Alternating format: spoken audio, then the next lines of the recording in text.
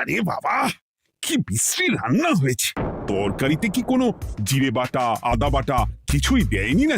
কই গো রাধুনী ঠাকুর, কোথায় গেলে? এদিকে এসো। বলুন রানীমা। বলছি, তুমি তো রাজবাড়িতে দীর্ঘদিন ধরেই রান্না করছো, কিন্তু ইদানিং তোমার রান্না এত বেস্বাদ লাগছে কেন? সে তো আমি বলতে পারবো না, আমি তো আগের মতনই রান্না করি। ছোট মুখে বড় কথা বলছি, আমি কিছু বলতে চাই রানীমা। এই, তুই আবার পাকামো করতে এসছিস কেন রে? তোকে কি রানীমা ডেকেছেন নাকি? আহ, কি বলতে চাইছে শুনেই দেখি না, বলো। রানীমা, এখন আর রাঁধুনি ঠাকুর আগের মতো যত্ন নিয়ে রান্না করেন না। রান্নাঘরে পড়ে পড়ে ঘুমোয় আর তাড়াহুড়ো করে কোনো রকমে রান্না করে দেন। একদম বাজে কথা বলবি না। বাজে কথা না রানীমা, শিলনোড়ায় বাটতে ওনার কষ্ট হবে বলে আজকাল রাঁধুনি ঠাকুর শুধু জিরে ফোড়ন দিয়ে রান্না করেন। এত বেতন দিয়ে তোমাকে রাখা হয় কি এই ফাঁকিবাজির জন্যে? কি মানে ভুল হয়ে গেছে। এর যদি এই ভুল করার ইচ্ছে হয় তাহলে তল্পি তল্পা গুটিয়ে বাড়ি গিয়ে ভুল করো, মনে থাকবে? মনে থাকবে মহারাজ। কি হচ্ছে বলো তো রানী? সকালে বাগানে পায়চারি করছিলাম, দেখি মালি একটা গাছেও জল দেয়নি। এই গরমে জল না পেলে যে গাছপালাগুলো মরে যাবে। সবাইকে এবার মনে হচ্ছে বলে বলে কাজ করাতে হবে।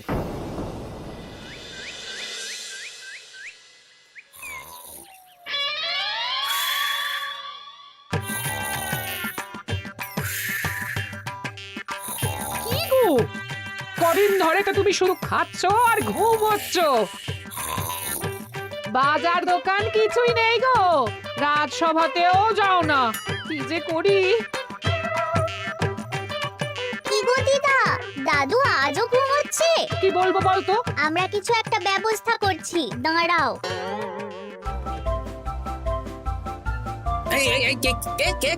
ওঠো দাদু, আর কত ঘুমে? কুড়েমির একটা সীমা থাকে। ওঠো বলছি, ওঠো, ওঠো না।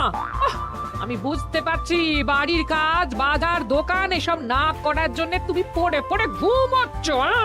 দাদু কাজে ফাঁকি দিচ্ছে দিদা। দে পুটি, আর সরসরি দে দে।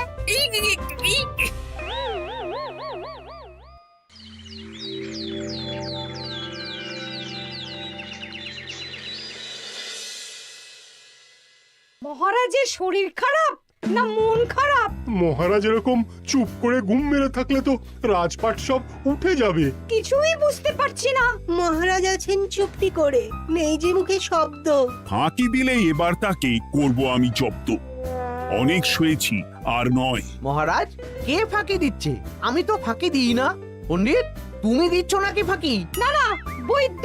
আমি ফাঁকি দিলে সবাই ওই রোগে ভুগে মরে যাবে। আমি তো রোজ সময়ই রাজসভায় আসি, তাহলে আমি বলছি আসল কারণ।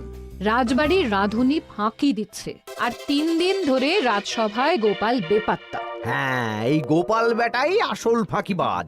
ওকে বরখাস্ত করে দিন। গোপালকে যদি বরখাস্ত করা হয় তাহলে বিপদে আপদে মহারাজের পাশে দাঁড়াবে কে? অসময় মহারাজ বুদ্ধি পাবেন কার কাছে? এই সুযোগ, এই সময় গোপালকে মহারাজের চক্ষুশূল করতে হবে, তাহলে আমি একেবারে জেঁকে বসতে পারবো। মহারাজ, গোপাল ঠিক কতটা ফাঁকিবাজ হয়ে উঠেছে তার কোনো ইয়ত্তা নেই। হ্যাঁ, বলুন তো। বেটা গোপাল কোনোদিন সঠিক সময়ে রাজসভায় আসে না। কোনো দিন তো আসেই না, যেমন আজকেও আসেনি।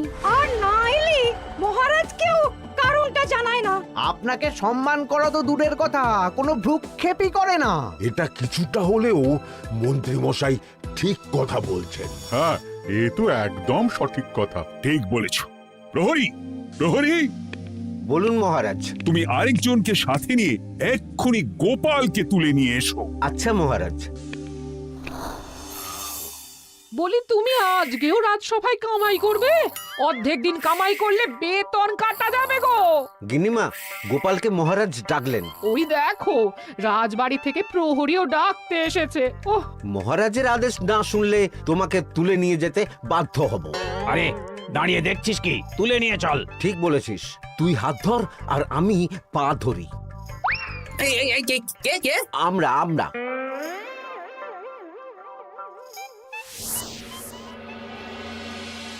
এসব কি গোপাল?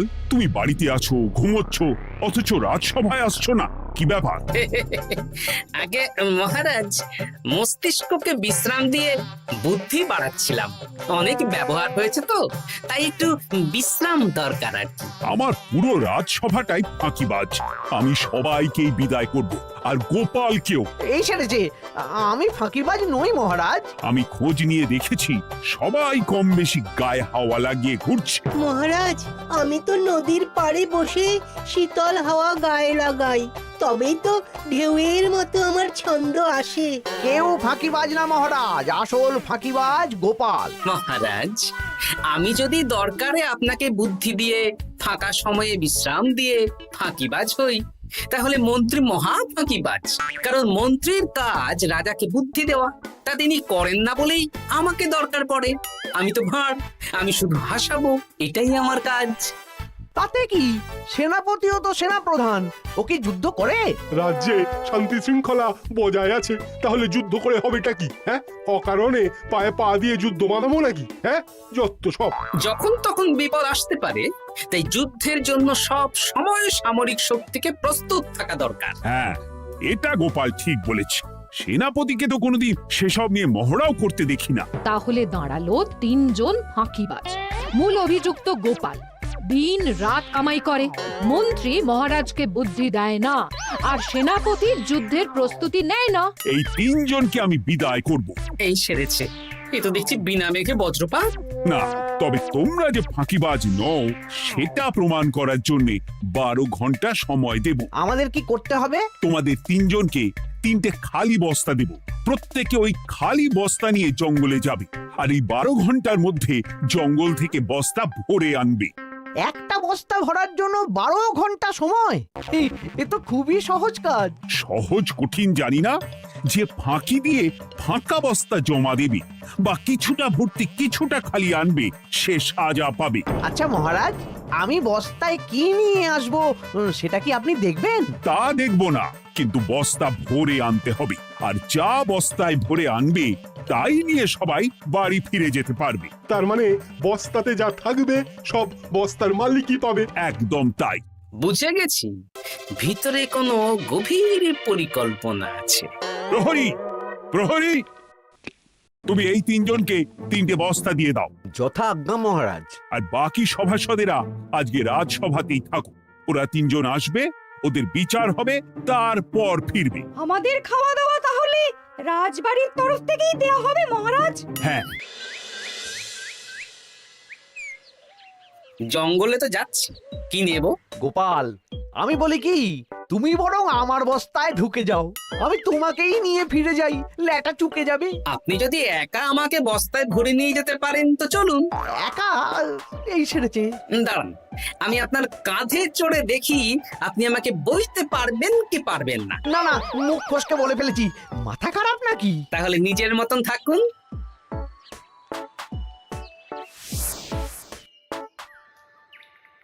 এমন কি বা আছে এই জঙ্গলে? আমার কাজে লাগার মতন তো কিছুই দেখতে পাচ্ছি না। ওই তো ওই দিকটা একটু ছায়া আছে বেশ, ওই গাছের নিচে গিয়ে বিশ্রাম নিই।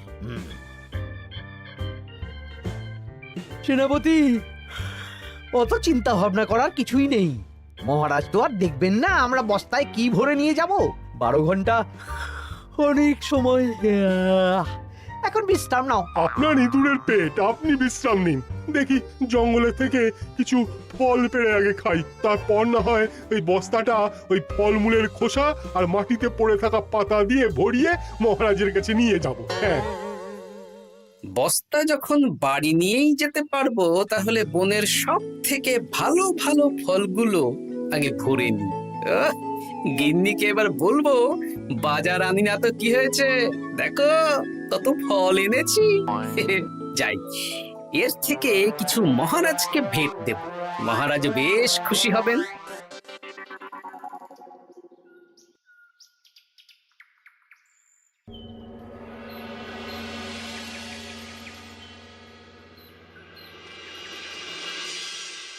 উফ, এই এত বড় জ্বালার মতো পেটখানা নিয়ে এই পেল্লাই গাছে উঠবো কি করে? দূর দূর, আশেপাশে ঢিল পাথরও দেখতে পাচ্ছি না। এই বুড়ো বয়সে হাড়গোড় ভাঙলে সে এক খারাপ ব্যাপার হবে। আরে দূরে ওদিক থেকে আওয়াজ পাওয়া যাচ্ছে। তার মানে এই বনে কেউ এসেছে। ভাই মদন, এই গাছটা ঝড়ে ভেঙে অনেক দিন পড়েছিল, এটা তো নেবই। তুই ওদিকে দেখ, কত মোটা একটা সেগুন গাছ রে। ওই গাছটা নিয়ে গেলে আমরা 1 বছর বসে খেতে পারবো। তাহলে আর দেরি কেন, হাত লাগা। আরে আরে আরে, করো কি এগুলো সব আমাদের মহারাজ কৃষ্ণচন্দ্রের পছন্দের গাছ। ভুলেও এই গাছ কেটে নিয়ে যাওয়ার ভাবনা চিন্তা করো না।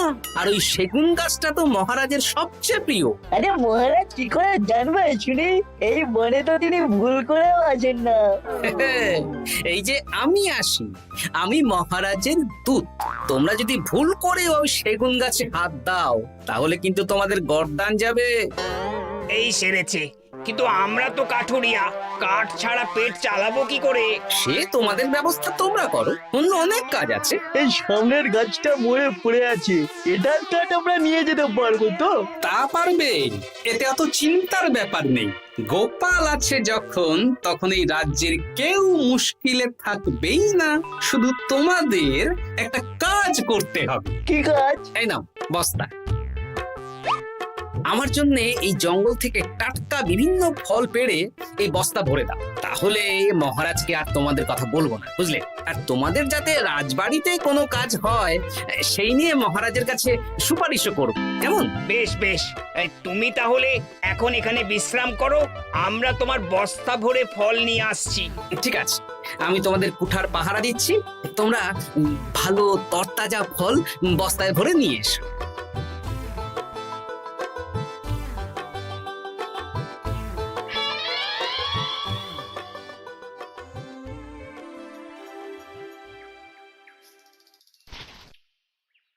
ব্যাস ব্যাস ব্যাস, আমার বস্তায় পাতা ভরা হয়ে গেল, এবার যেতে হবে। আমারও বস্তা ভরা হয়ে গেছে মন্ত্রী মশাই। হ্যাঁ, কটা ফল খেলাম আর কটা ভরে নিলাম, আর বাকি জঙ্গলের পাতা ভরে ফেলেছি। হ্যাঁ, আবার কি কি ভরেছি আর কি ভরিনি সেসব তো মহারাজ আর দেখতে যাবেন না। তাহলে আর দেরি কেন, চলুন হাঁটি হাঁটি পা পা করে এগিয়ে যাই। গোপালকে তো দেখতে পাচ্ছি না। ও বেটা যা কুঁড়ে, হয়তো এখানে এসেও ঘুমিয়ে পড়েছে। আবার কালকে সকালবেলা উঠবে।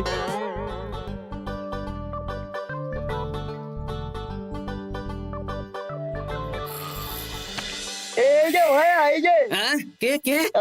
আমরা। ও বলো, বস্তা ভরে এনেছো?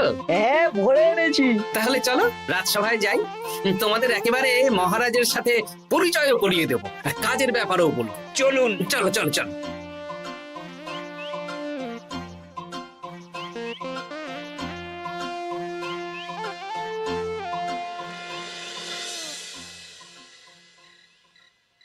দেখা যাক মন্ত্রী, সেনাপতি, গোপাল কখন বস্তা ভরে আনে। এই তো চলে এসেছি, বিশ্রাম নিলাম, বস্তাও ভরে ফেললাম। এই দেখুন মহারাজ, আমিও বস্তা ভরে এনেছি। বাহ, তোমাদের বস্তা দেখে তো মনে হচ্ছে খুব হালকা। হ্যাঁ, আপনি যখন আমাদের বস্তা ভরে কি এনেছি সেটা দেখবেন না, তখন অত খাটাখাটনি করে কি লাভ মহারাজ? কিন্তু গোপালের এখনো অবধি দেখা নেই, ও কি সোনা গয়না ভরে আনছে? গোপাল যা কুঁড়ে আর ঘুমকাতুরে, হয়তো জঙ্গলেও ঘুমিয়েই পড়েছে। মহারাজ, আপনি একটা কাজ করুন, আমাকে আর মন্ত্রী মশাইকে যুগ্মভাবে বিজয়ী ঘোষণা করে দিন, ব্যাস। এত তাড়া কিসের? বাবা বাবা বাবা বাবা, তোমরা তিনজনেই বস্তা ভরে এনেছো, আমি খুব খুশি। আমার কথা শুনে কাজ করেছো, তোমরা তিনজনেই বিজয়ী। এবার বাড়ি যাও, যাও। গোপাল কি করে বিজয়ী হয় মহারাজ? এই বস্তা ভরে নিয়ে আসাতেও তো ওর ফাঁকিবাজি ধরা পড়ছে। কিসের ফাঁকিবাজি? এই যে দুটো লোক তোমার হয়ে বস্তা বয়ে আনলো, সে তো মহারাজ সহ আমরা সবাই দেখতেই পেলাম। তা তো ঠিক, গোপাল নিজে হাতে বস্তা ভরে আনেনি। মহারাজ বস্তা ভরে আনতে বলেছেন, আমি এনেছি, এখানেই কথা শেষ। আমি কাকে দিয়ে বস্তা ভরালাম, কে আমাকে সাহায্য করলো, সেসব তো কোনো শর্ত আরোপ করা ছিল না। কিন্তু পরীক্ষাটা তো কে ফাঁকিবাজ সেটা প্রমাণ করার পরীক্ষা। এখানে তো তুমি ফাঁকি দিলে গোপাল। এটাও ঠিক কথা, তাহলে গোপালের শাস্তি পাওয়া উচিত। মহারাজ, আপনার শর্ত ছিল সেই ফাঁকিবাজ বলে প্রমাণিত হবে যে বস্তা খালি আনবে। এইখানে আপনি একটা ছোট্ট ভুল করেছেন মহারাজ, বস্তায় কি আছে সেটা দেখবেন না আগেই বলে দিয়েছেন। তা তো বলেছি। আপনি নিশ্চয় জানেন পাঠশালায় কিছু ছাত্রছাত্রী থাকে যারা পড়ার বইয়ে মুখ গুজে বসে থাকলেও পড়ায় তাদের মন থাকে না, মাথাতেও পড়া ঢোকে না, তাই সেই পড়া তাদের কোনো কাজে লাগে না। কি পণ্ডিত মশাই, এদেরকেই তো বলে ফাঁকিবাজ। বিলক্ষণ, এরাই ফাঁকিবাজ। ধন্যবাদ। তেমনি আমি যদি বলি সেনাপতি আর মন্ত্রী মশাই ওই ফাঁকিবাজদের মতনই ফাঁকি দিয়ে বস্তা ভরেছে, তাই ওদের বস্তা এত হালকা। সে তো আমি বুঝতেই পারছি। কিন্তু আমার বস্তায় যা জিনিস ভরে এনেছি তা একার পক্ষে সংগ্রহ করা মুশকিল ছিল, তাই আমি দুজনের সহযোগিতা নিয়েছি। মহারাজ, আপনি কি বস্তা খুলে দেখবেন নাকি? না না, আমি খুলে দেখলে আমার কথার খেলাপ হবে। এবার তো দেখছি আবার তিনজনের পরীক্ষা নিতে হবে। হ্যাঁ, নইলে প্রকৃত ফাঁকিবাজ কে সেটা প্রমাণ হবে না। কিন্তু ফাঁকিবাজ ধরার উপায় কি?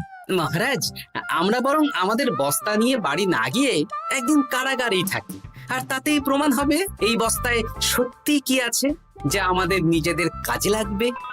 এটা ভালো বুদ্ধি। মহারাজ তখনই কারাগার থেকে আমাদের মুক্ত করবেন যখন আমরা আর থাকতে না পেরে ডাক দেব, আর যে আগে বেরোতে চাইবে সে সব থেকে বড় ফাঁকিবাজ, মানে যে আগু পিছু না ভেবে কাজ করে। বেশ, তাহলে তাই হোক। মহারাজ, কারাগারে শুধু জল ছাড়া আর কিচ্ছু দেওয়া হবে না, কারণ বস্তায় তো আর জল থাকতে পারে না। না না, তা কি করে হয়? শুধু জল? হ্যাঁ, আমি তো লোককে দিয়ে বস্তা ভরিয়েছি। আপনারা নিজে কি এমন কাজের জিনিস ভরেছেন সেটাই প্রমাণ হবে। বেশ, তাহলে তোমরা কারাগারে যাও। প্রহরী, ব্যবস্থা করো। আর এই দুজন কাঠুরিয়া বেশ কর্মঠ মহারাজ, যদি কোনো রাজবাড়ির কাজ থাকে এদের দিয়ে করাতে পারেন। আমার বাগানের মালিটা খুব ফাঁকি দিচ্ছে, তাহলে ওদের সাথে কথা বলে নিচ্ছি। যাও যাও, তোমরা কারাগারে যাও।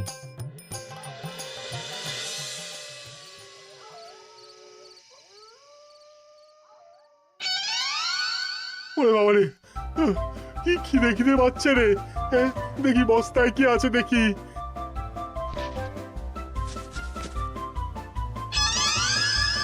দু একটা পচা ফল, দেখি দেখি একটু ভালো আছে। এটা একটু ভালো আছে, হ্যাঁ এটাই খাই, হ্যাঁ এটাই খাই।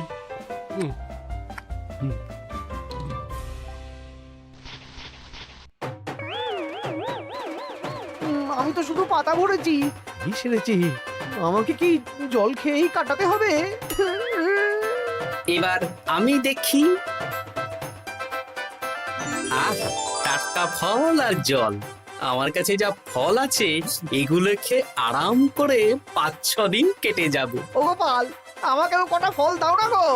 ও গোপাল, আপনি এখান থেকে উঠুন, অন্য বাগানে ফুল হয়ে ফুটুন। ফল খাবেন? এখন কর্মফল ভোগ করুন। ওরে বাবা, জল খেয়ে আর কতক্ষণ কাটাবো?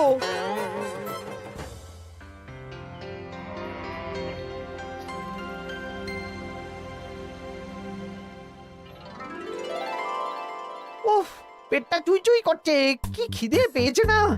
আমি আমি বাড়ি যাব। আপনি বাড়ি যাবেন? তাহলে বেরিয়ে আসুন, বেরিয়ে আসুন। বেটা গোপাল কায়দা করে এমন শর্ত দিতে বললো, পুরো ফেঁসে গেলাম। আমারও তো খাওয়ার মতন তেমন কিছু নেই, আমিও এখানে থাকবো না। আমি এখানেই আছি, ফল খাবো, জল খাবো, আর প্রকৃতির ডাক এলে একটু বাইরে যাব।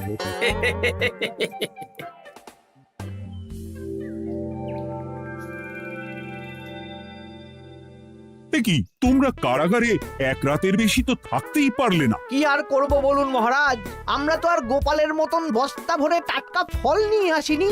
বেটা গোপাল আমাদের দেখিয়ে দেখিয়ে ফল খাচ্ছিল, ওতে আমাদের খিদে আরো বেড়ে যাচ্ছিল। তাহলে এরা দুজনে তো হার মেনে নিল। গোপাল কি করছে? গোপাল খাচ্ছে আর ঘুমোচ্ছে। ওকেও নিয়ে এসো। আচ্ছা মহারাজ। একই মহারাজ, আমার তো এখনো বাইরে আসার ইচ্ছে হয়নি। কি আর করা যাবে, ওরা হার মেনে নিয়েছে, তার মানে তুমি জয়ী হয়ে গেলে গোপাল। আমার বস্তায় ভরে অনেক ফল এনেছিলাম, এখনো অনেক আছে। আপনি তাহলে বাকি ফলগুলো নিয়ে নিন। তাহলে তো এটাই প্রমাণ হলো গোপাল কাজের সময় ফাঁকিবাজি দেয় না, শুধু বুদ্ধি বাড়ানোর জন্য একটু বেশি ঘুমোয়। এই নাও গোপাল, তোমার উপহার। মহারাজ, আমি সময়ের কাজ সময়ে করি আর বাকি সময় একটু ঘুমাই। আমার এখন ঘুম দরকার মহারাজ, কাল থেকে অনেক ধকল গেল যে। বেশ, তোমাকে ঘুমানোর জন্য 1 সপ্তাহ ছুটি দেওয়া হলো। ধন্যবাদ মহারাজ। কি সেনাপতি আর মন্ত্রীমশাই, এবার বুঝলেন তো ফাঁকি দিলেই ফাঁকে পড়তে হয়, তাই কাজ করলে ভেবে চিন্তে করুন। চলি, খুব ঘুম পাচ্ছে।